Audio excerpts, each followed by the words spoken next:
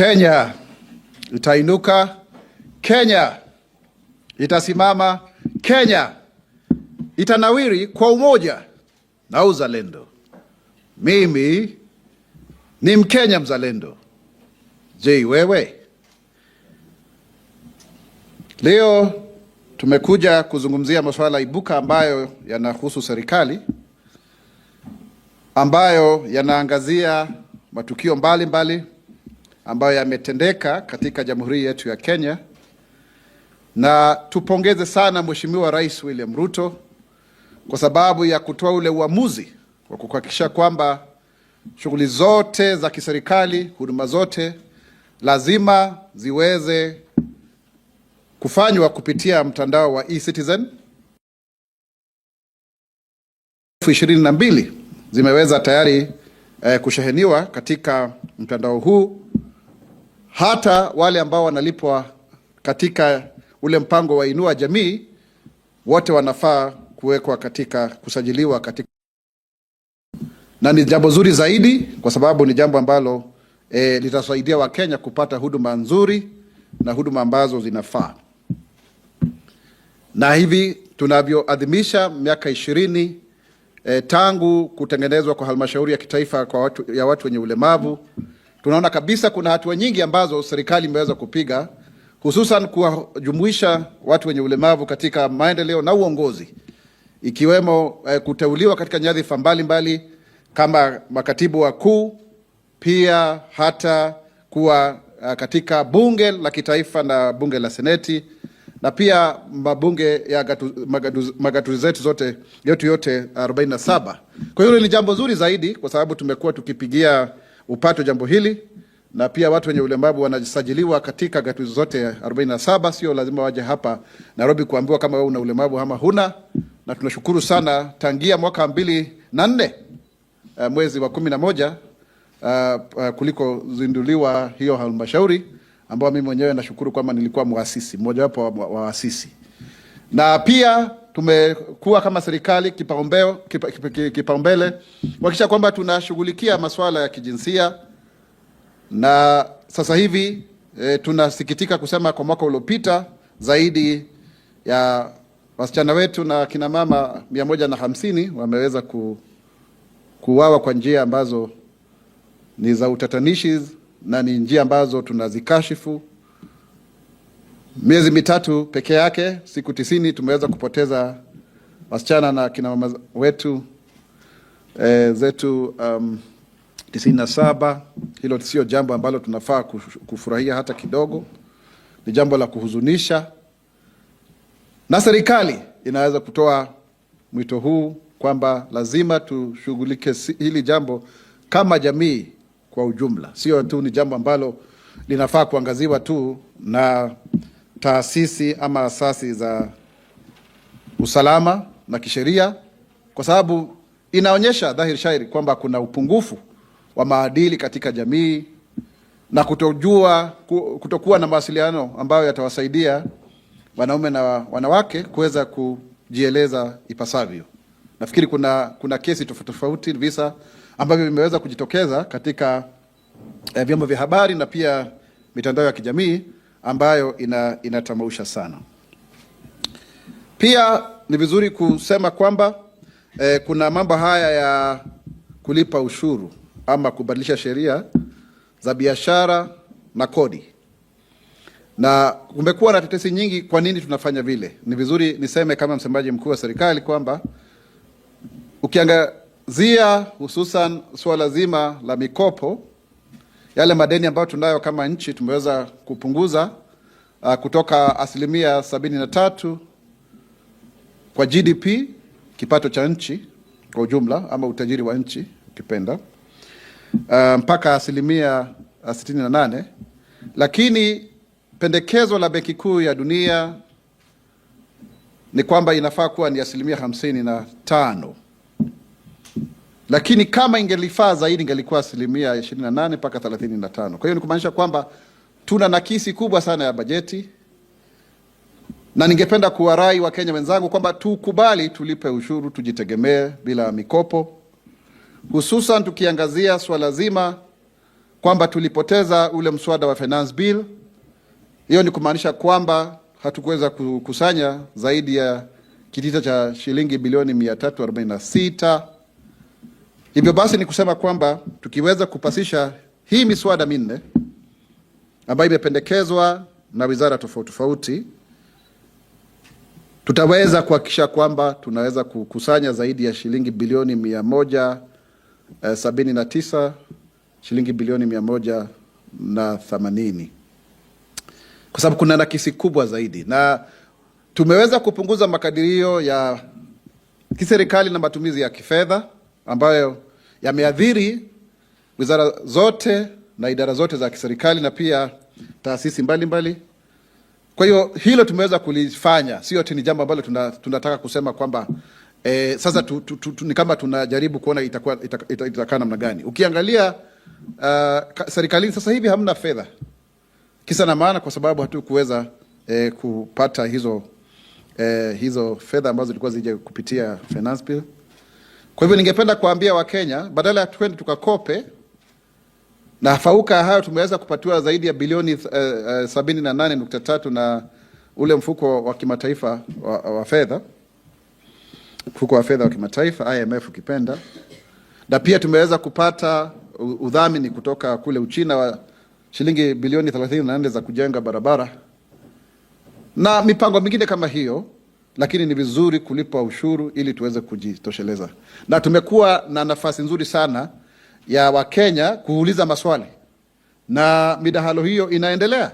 Nimekuwa na kikao na mwenyekiti wa kamati husika bungeni, rafiki yangu KK Kimani Kuria, na tumepitia ile ripoti na tutaendelea kuwasiliana zaidi, ndiposa tuwahamasishe Wakenya wakiwa na maoni mbadala tuweze kuzungumziana ili tuweze kupasisha hii sheria, ndiposa tunapoelekea mwakani tuwe watu ambao wako pamoja kama nchi. Pengine wengine wangesema itakuwaje, lakini tunajaribu pia katika zile sheria kumfaidi Mkenya wa kawaida hivi kwamba ukishatoa yale malipo ya nyumba, malipo ya SHA, basi ndio utaweza kujumuisha ni kodi ipi ambayo unafaa kulipa.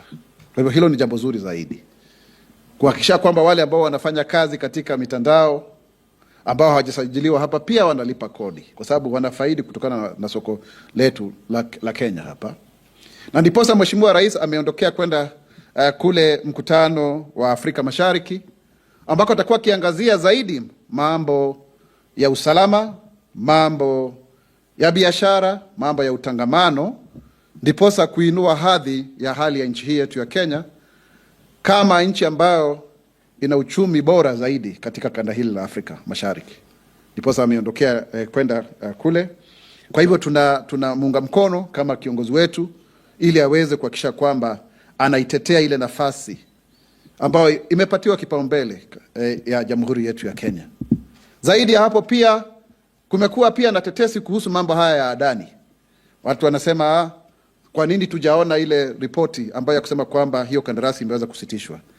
Lakini ningependa kusisitizia kwamba waziri wa fedha John Mbadi ameweza kutoa hakiki kwamba jambo hili limeweza kufanyika. Kwa hivyo limeafiki, na hilo jambo sasa tuweze kulikomesha, watu watoe maoni mbadala kuhusu vile ambavyo tutaweza kuwa na uwanja wa ndege na pia kuwa na miundombinu ya nishati ambayo itasaidia kupunguza kupotea kwa stima na umeme katika nchi yetu ya Kenya. Hayo ni mambo ambayo tunafaa kuangazia zaidi, ndiposa sisi wenyewe wa Kenya tuweze kusonga mbele kimaendeleo, na hususan pia mambo mengine kama ya maji, kwa sababu tunaweza kuleta mpango ule wa PPP, public private partnerships, katika mambo ya makampuni ya maji. Sio eti tunataka kuongeza bidhaa, kuongeza bei ya maji ama kufanya kama maji yawe ni ya kibinafsi. La hasha. Tunaangazia tu kuona ni vipi ambavyo tunaweza kuwa na miundo msingi ambayo tutawasaidiana na wawekezaji wa kibinafsi ili tuweze kuharakisha maendeleo kwa Wakenya wote pasi kubagua mtu awaye yeyote. Hilo ni jambo ambalo ni zuri zaidi. Na pia kuna tetezi nyingine pia zimejitokeza hapa eti kwamba chanjo hii ya wanyama mifugo na tunatumai kuwa na chanjo ya mifugo zaidi ya milioni 22 kote katika kaunti zetu za Kenya. Na hili ni jambo zuri, na ndio ndiposa tunasema wanyama wote waweze kusajiliwa, tujue kwamba mfugo huu ni wa nani, ng'ombe yako ni ya nani, ina alama ipi. Na ni jambo wangesema itaongeza gharama, lakini ni jambo tu unalifanya kwa urahisi na linakwisha. Kwa sio jambo la kuwa likifanya kwamba unalifanya kila mwaka. Ni kwa sababu tunahitaji kuwa na ile sajili. Kwa nini?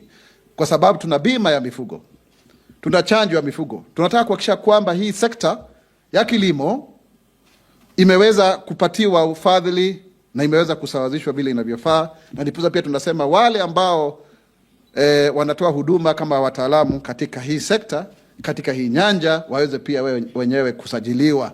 Ndio tujue kwamba hatuna wale watu ambao ni gushi, quacks, waweze kuondoka katika kuwanyanyapaa na kuwahadaa na kuwatapeli wakulima wetu katika nchi yetu ya Kenya.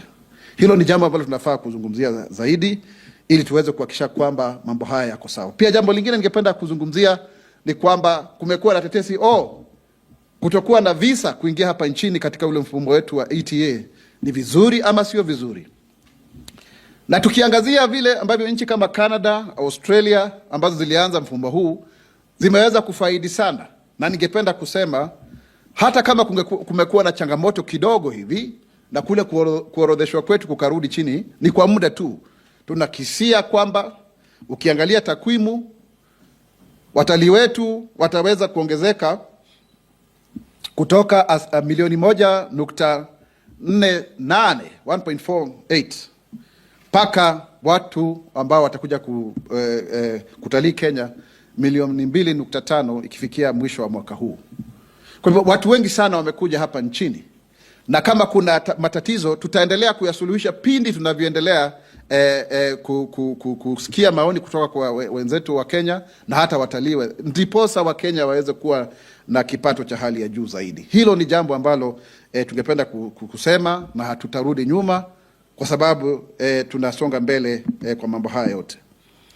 Jambo lingine pia tungependa kuangazia zaidi ni mfumo huu wa SHA ambao tumekuwa mashinani, watu wamezunguka nchini. Hii ofisi pia imehusika katika mambo ya kuweza kuhamasisha Wakenya, na kama vile ambavyo Mheshimiwa Rais alivyosema Alhamisi iliyopita wakati aliweza kuhutubia bunge, tulikuwa tumeahidi kulipa zaidi ya shilingi bilioni 2.5 kwa malipo yale ya NHIF, lakini sasa hivi nashukuru kusema kwamba tumeweza kulipa zaidi ya bilioni 3.7 ambazo ni bilioni 1.1 za Linda Mama. Kuna pesa ambazo tumelipa ambazo zilikuwa bado hazijalipwa, madeni hata mahospitali ambayo yanadhaminiwa na dini ama makanisa yetu.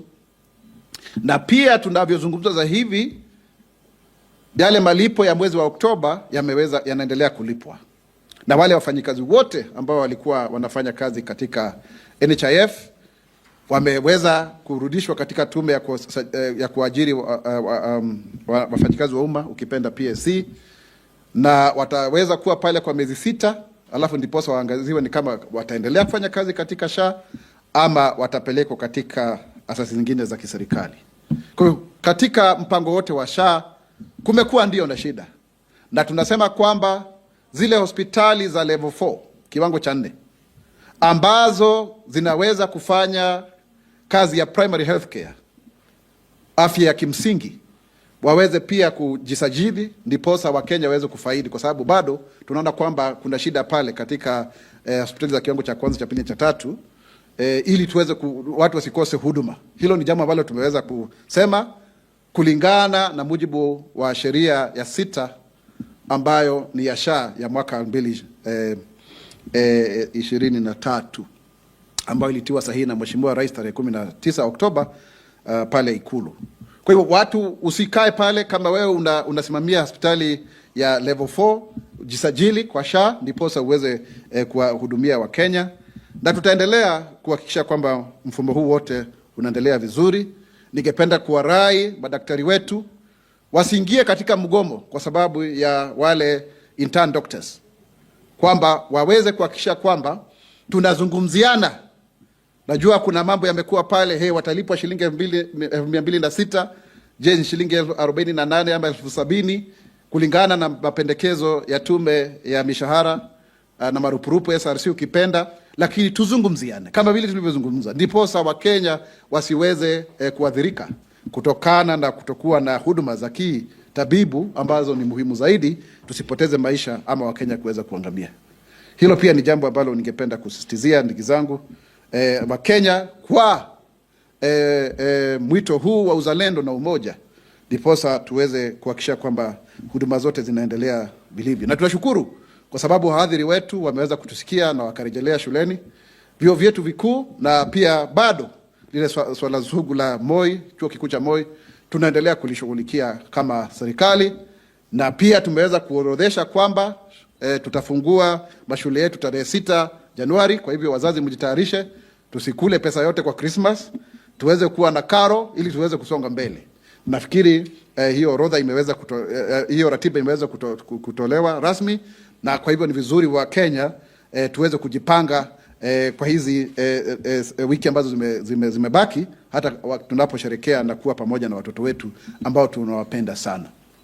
Jambo lingine ambalo ningependa kushughulikia zaidi ni kwamba sisi kama Wakenya mwaka huu wa 2024 2025 ndo wa muhimu zaidi kuhakikisha kwamba tumetimiza zile ahadi ambazo tulizozungumzia katika ruwaza yetu, manifesto ukipenda, ya The Better Plan.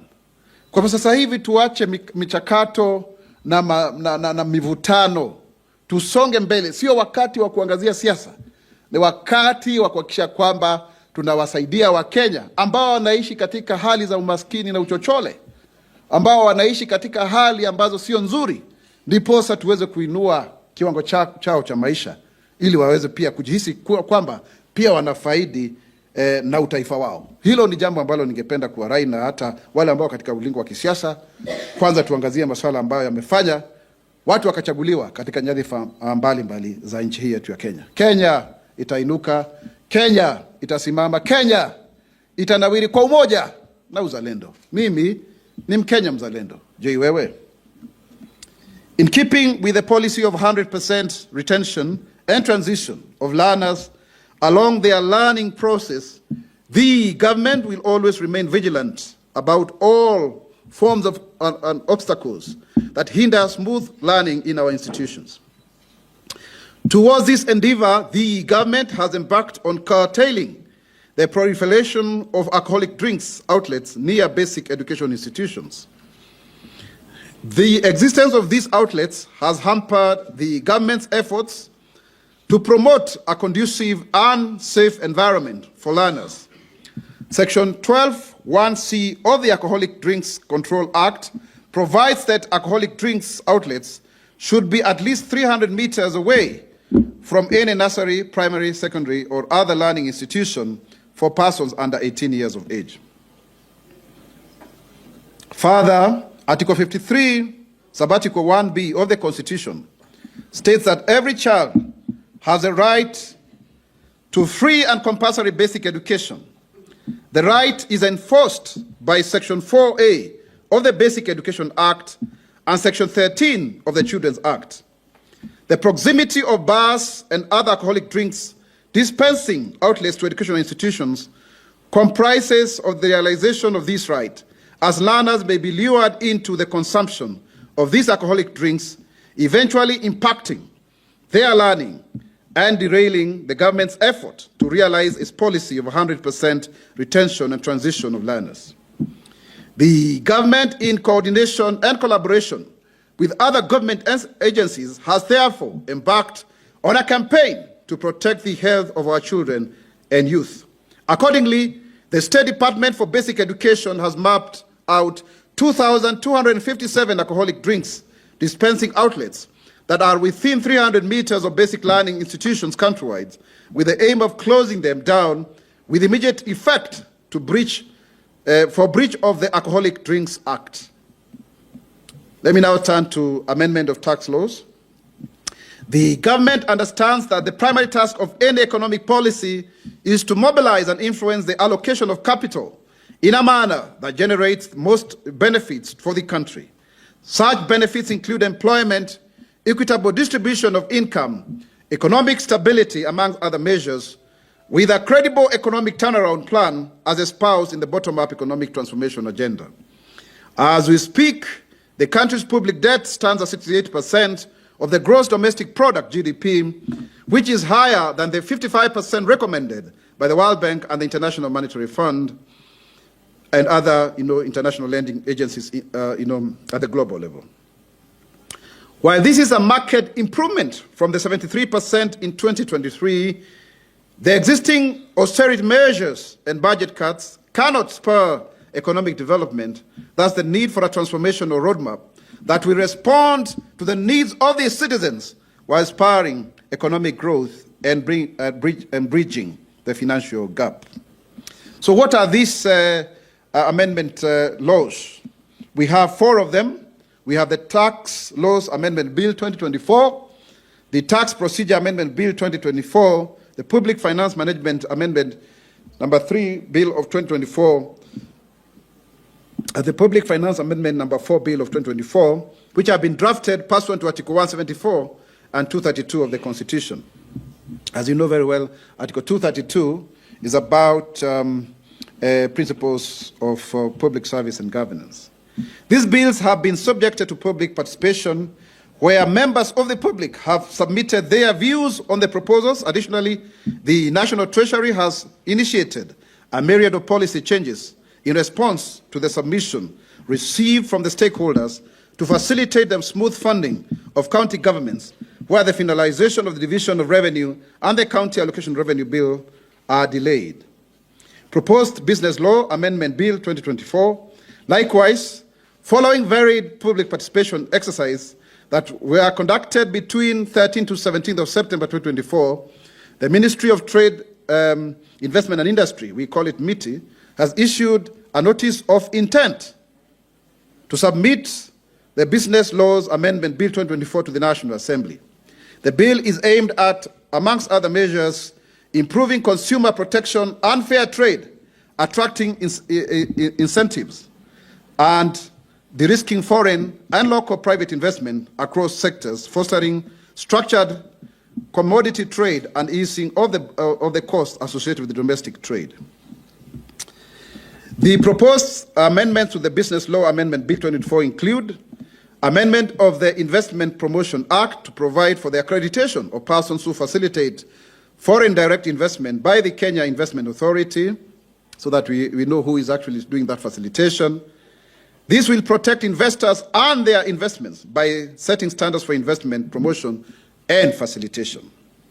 Amendment of Section 6 of the Business Laws Amendment Act to provide for the registration of foreign investments by the Kenya Investment Authority. The amendment will also facilitate the issuance of investment certificates and the fast tracking of varied benefits comprising incentives and exemptions. Introduction of new sections that will, amongst other objectives, enhance collaboration between the Kenya Investment Authority and other public institutions for ease of doing business, and also give Kenya Investment Authority the mandate to maintain a registrar of manufacturers for evidence-based targeted investor promotion policy decision-making and monitoring and evaluation. Further, amendment of Section 12 of the Standards Act, Cap 496, to address the inadequate traceability, that is chain of custody, for products in the market and to enhance safety and quality compliance with Kenyan standards.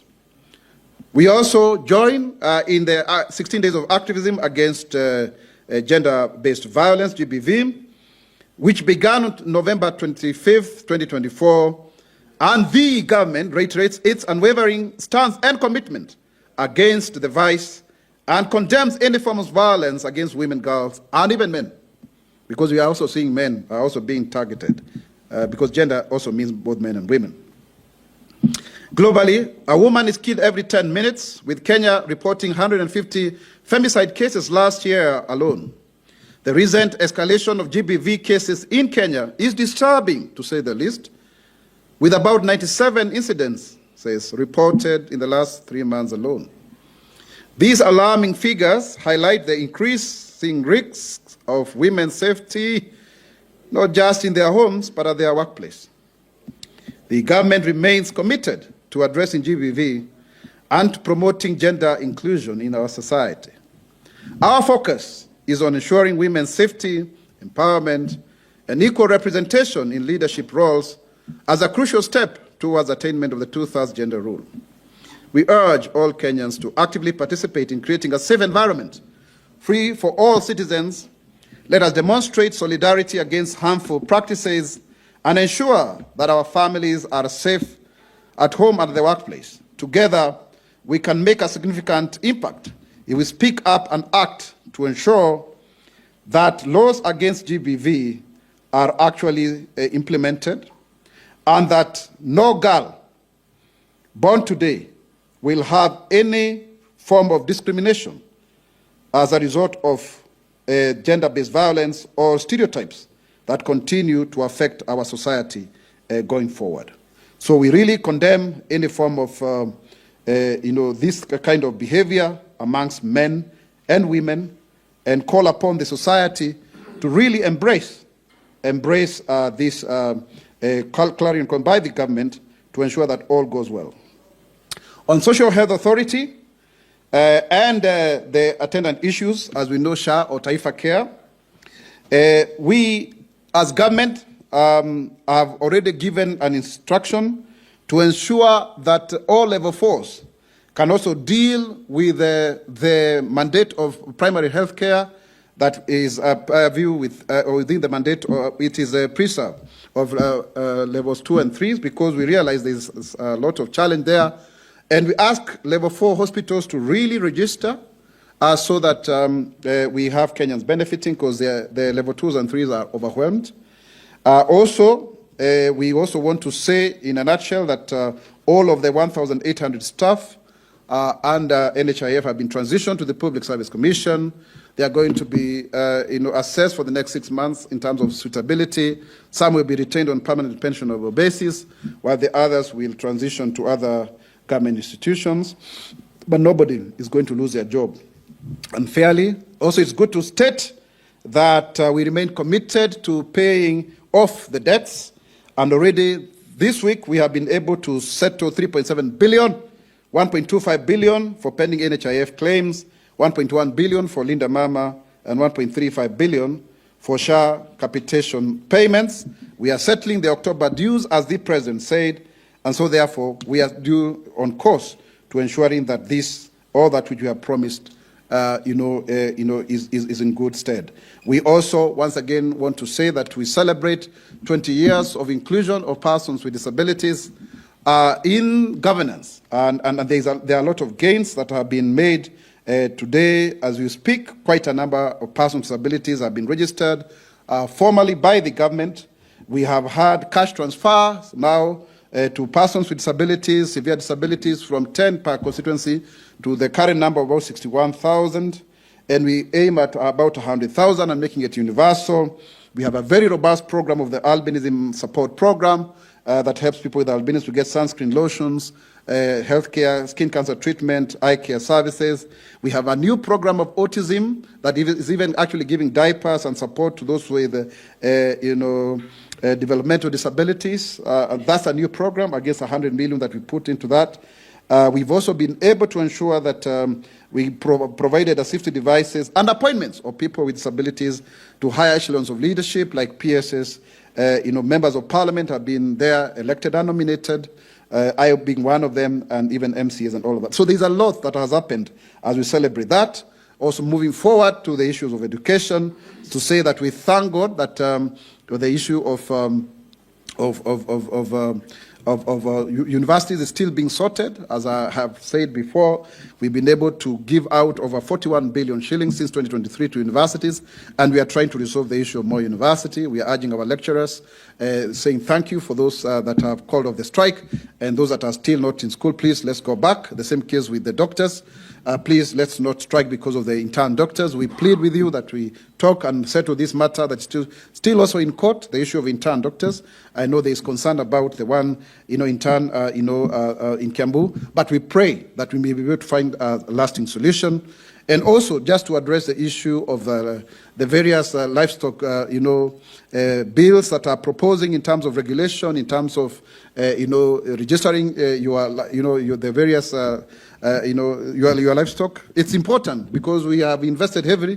We now have the insurance for the animals there. You have the insurance. We have the issue of ensuring that we have vaccination, over 22 million of them.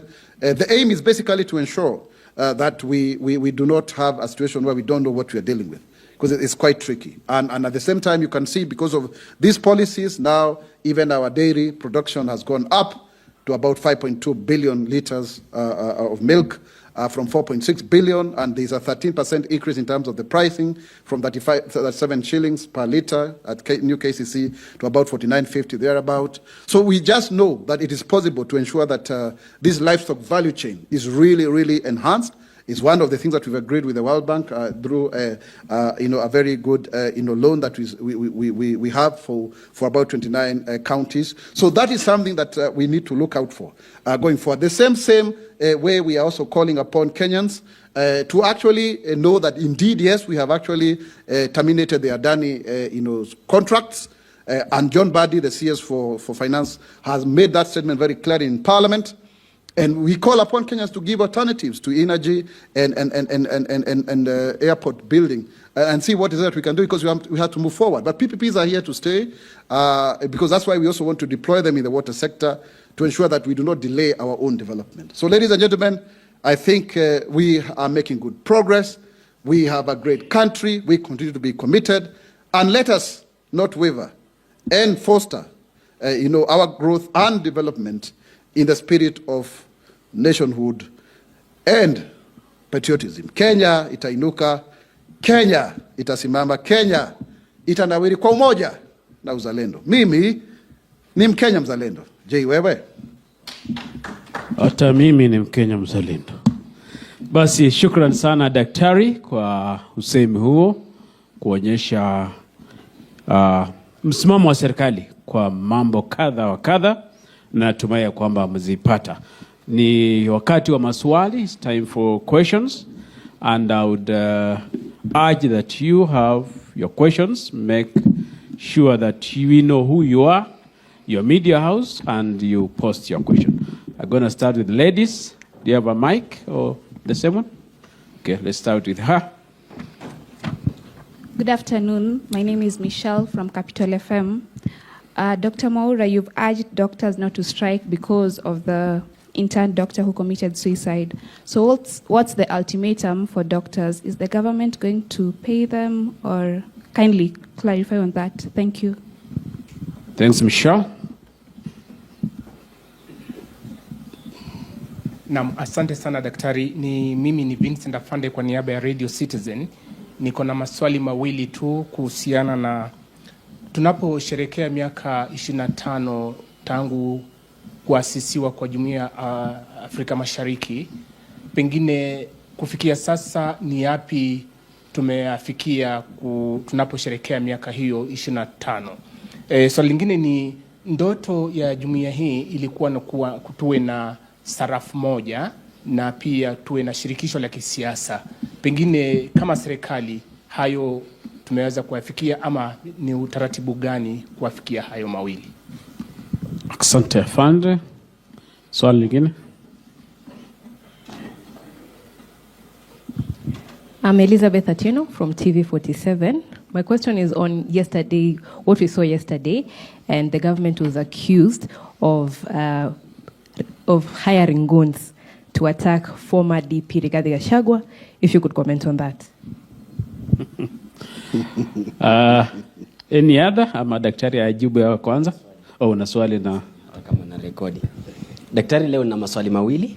La kwanza ni kutokana na zile semi ambazo tunazisikia kutoka hapa nje za Wakenya kwamba sasa hivi tuna Taifa Care ambayo imebadilishwa kwa haraka sana. Ni kama mtoto ambaye anazaliwa leo hii, unampa jina alafu wiki kesho unatambua kwamba kuna kasoro ya hilo jina, unampatia jina lingine. Kwa hivyo sasa ni Taifa Care kutoka SHA. Na rais alisema kwamba mikataba yote ambayo ilikuwa imewekwa na Adani imefutiliwa mbali, ambaye mahakama ilisema kwamba ichapishwe, ilipata kuwasilishwa kwa wajua kwamba ni kweli ni swala ambalo lilipata kuzingatiwa vikamilifu. Kwa hivyo swali langu ni hili: je, ndani ya SHA na Taifa Care Adani wamo ndani? Iwapo wapo tujue, na wataondoka lini ama wako hapa kukaa jinsi ambavyo wamesema PPP is here to stay. Na swali la pili ni kuhusiana na madaktari. Na vile daktari, tumekuwa na migomo ya mara kwa mara, vile vile maandamano ya madaktari ambayo tumekuwa tunawashuhudia wanaandamana moja kwa moja hadi katika majengo ya bunge na vile vile afisi mbalimbali za serikali humu tunazungumzia Nairobi kwa ujumla.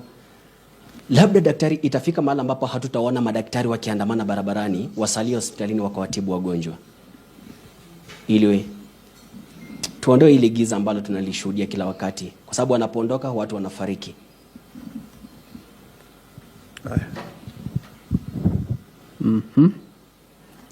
Okay, different person. The same, Michelle. Thank you. My name is Lynette from Capital FM. So my question is, you've said you're currently sorting out the issue with Moi University. So what happens to the class of 2024 graduates? Will they graduate or they'll be moving on to the next year?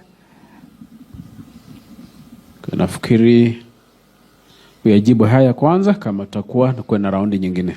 Asante sana mkurugenzi Joshua Arap Sang. I think, Michelle, this issue of intern doctors is now a matter of court. It's one of the issues that we isolated. The moment we had the settlement that we signed here at KICC with the doctors, with KMPDU. And we hope and believe that we can still talk and agree, and we can even have an out-of-court settlement on the same.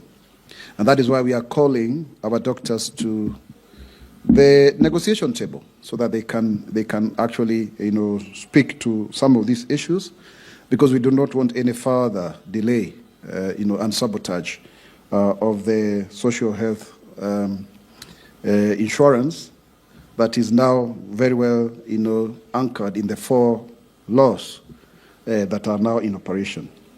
So I think that's what I would want to say, Michelle, because the issue was just basically how to pay these doctors, 206,000 versus between 48 to 70,000, knowing very well that other interns in government, and some of them work in my office, are only paid 25,000. So that was the whole issue. But we appreciate the work that intern doctors are doing, especially in relieving the burden of care and responsibility in our medical system, health system, that requires more and more workers. On the issue of Vincent Afande, mambo ya Jumuiya ya Afrika Mashariki, kuna mambo mengi sana ambayo tumeweza kuafikia. Tuna soko huria, hata pengine yule ambaye amekunywa juzi alikuwa mtu wa kutoka Burundi, na wale ambao ni mabawabu tunaona wengine hata wanatoka Kongo. Watu tumetangamana sana mpaka hata tunazungumza ile Kiswahili ya Kikongo. Tunasema kwamba aba babatu babanyamulenge wamekuja wametutue, kitu kama hiyo. Tumeshikana sana. Wacha ni kuexplique ambao ni mchanganyiko ya Kiswahili na Kifaransa. Kwa hiyo watu wameingiana sana. Na pia utakuta kwamba pia Wakenya wako mahali kwingi kabisa.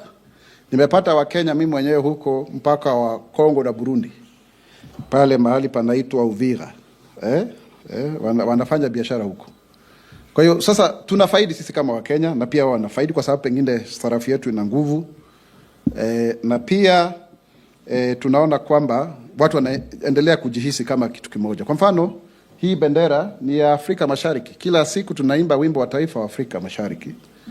Na niweze kukujibu swala lako la mambo ya sarafu moja. Nafikiri kuna mswada ambao umependekezwa bunge la Afrika Mashariki na mwenzangu David Ole Sankok, ambao unashughulikiwa ndiposa tuweze kufanya hilo jambo. na pia mambo ya muungano wa kisiasa sio jambo la kukimbilia.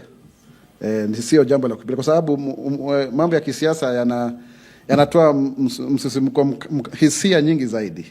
Kwa hiyo ni jambo ambalo tulifanya kwa muda, lingefaa kufanywa chini ya miaka 10 iliyopita, lakini wacha tuseme kwamba bado hatujagonga ndipo kwa hilo. Nikubali kwamba tuseme hilo, lakini bado tunaona kwamba tumefaidika sana hivi kwamba sasa hivi Kenya hatuwezi kununua sukari kutoka nchi zingine za Afrika Mashariki. Sasa ndio tutaanza kwenda kuwauzia wenyewe. Kwa hivyo hilo ni jambo zuri kwa sababu wanatuuzia bidhaa zao na sisi tunauzia bidhaa zetu. Lakini pia nitoe kauli mbiu kwa Wakenya wenzangu. Nchi pia za Afrika Mashariki zinakuwa kwa kasi sana. Wakati mwingine sisi tukipigana huku ndani, tukipelekana kotini, unakuta kwamba kama hatutaangalia vizuri tutaachwa nyuma. Mimi natoa huu mwito kama Mkenya mzalendo. Kuna vile ambavyo nikiangalia nchi fulani, wacha nisizitaje, lakini zinatukaribia kwa kasi mno. Hivi kwamba kama hatutaangalia miaka mingine 5, vile ambavyo tulikuwa tunajidai kwamba sisi ndio uchumi wetu wa kwanza, tutakuwa na shida. Kwa hivyo ni vizuri tuangazie ili tuweze kuhakikisha kwamba hatufikii pale. Ndio unakuta kwamba Mheshimiwa Rais amesema anaenda kupigania huo mwanya, hiyo nafasi. Tuondoe zile tunaita kwa kimombo non-tariff barriers, vikwazo na visiki ambavyo vimewekwa ambavyo vinawazuia wanabiashara wa Kenya kuweza kuingia katika masoko ya Afrika Mashariki. Sasa hivi tuna nchi 8, Somalia imeweza kuingia. Hilo ni jambo zuri zaidi. Wiki iliyopita nilikuwa kule Garissa, watu wamefurahia sana. Ndio haya mambo ya vitambulisho na uraia yaweze kukoma, kwa sababu Wakenya ni Wakenya, aidha upande huu ama ule mwingine. Ukiangalia Wakuria, wakule Isebani ya Sirari, ndio bado wako upande huu mwingine kule Tanzania, kule Butiama kwa Mwalimu Julius Kambarage Nyerere. Kwa hiyo sisi ni watu wamoja. Kwa hiyo ni jambo ambalo tunafaa kuliangazia zaidi na tunapendana kwa pamoja. Jambo lingine ningependa kusema, Atieno, I think that issue is a security issue and the security apparatus need to investigate, but the government is not in the business of sponsoring violence. Our work is to provide security. So the security apparatus will deal with it. Ronnie Reagan, nafikiri tumelibatiza hili jina la Taifa Care. Kwa nini? Tulikuwa na mchakato mkubwa sana. Ndio rais akaamua Taifa Care. Kwa nini? Sababu tuna SHA, wengine wanasema SHIF. Sasa inakuwa inakanganya watu. Lakini ukisema Taifa Care inajumuisha zile aina 3 za bima, ile afya kimsingi, bima ya afya kimsingi, ile ya SHIF ambayo ni kutoka level 4 mpaka level 6, na pia ile ya critical care ECCIF. Kwa hivyo kwa ujumla tunasema tu Taifa Care inasaidia sana. Tulikuwa tuseme ikiwe Ruto Care, wengine wakasema inakaa kama Baba Care, sijui Obama Care, lakini ukisema ni taifa inaleta ule utaifa kwa sababu haiegemei majina ya kibinafsi. Hilo ndio kwa sababu tukasema vile, kwa sababu sisi ni wa taifa. Na nafikiri hiyo ndio itakuwa mojawapo ya legacy ya Mheshimiwa William Ruto. Pia umeweza kuuliza kuhusu mambo ya Adani. Unajua kuna makatela ambao lazima waingize Adani kila mahali. Hakuna Adani katika mfumo wa SHA. Roni, hakuna hata kidogo. Kwa hivyo hizo zingine nitasema ni stories za jaba na jazba. Hamna chochote pale. Na wale makatel ambao wanafikiri kwamba kila jambo lazima waseme ni hii ama lile lingine, hakuna jambo kama hilo. Na tumezungumzia wiki iliyopita mambo kama haya. Nafikiri nimesema mambo ya migomo ya watabibu hatutaki tuendelee kuwa nayo. Na pia mambo ya wale Moi University, I think those who are, of course, definitely my good friend Lynette, there will of course be a problem with the academic calendar as a result of this destabilization. So there will be a new guideline given with regards to those who are supposed to graduate, at what point in time. And that's not new. That's not new. They would rather graduate than continue being in school forever.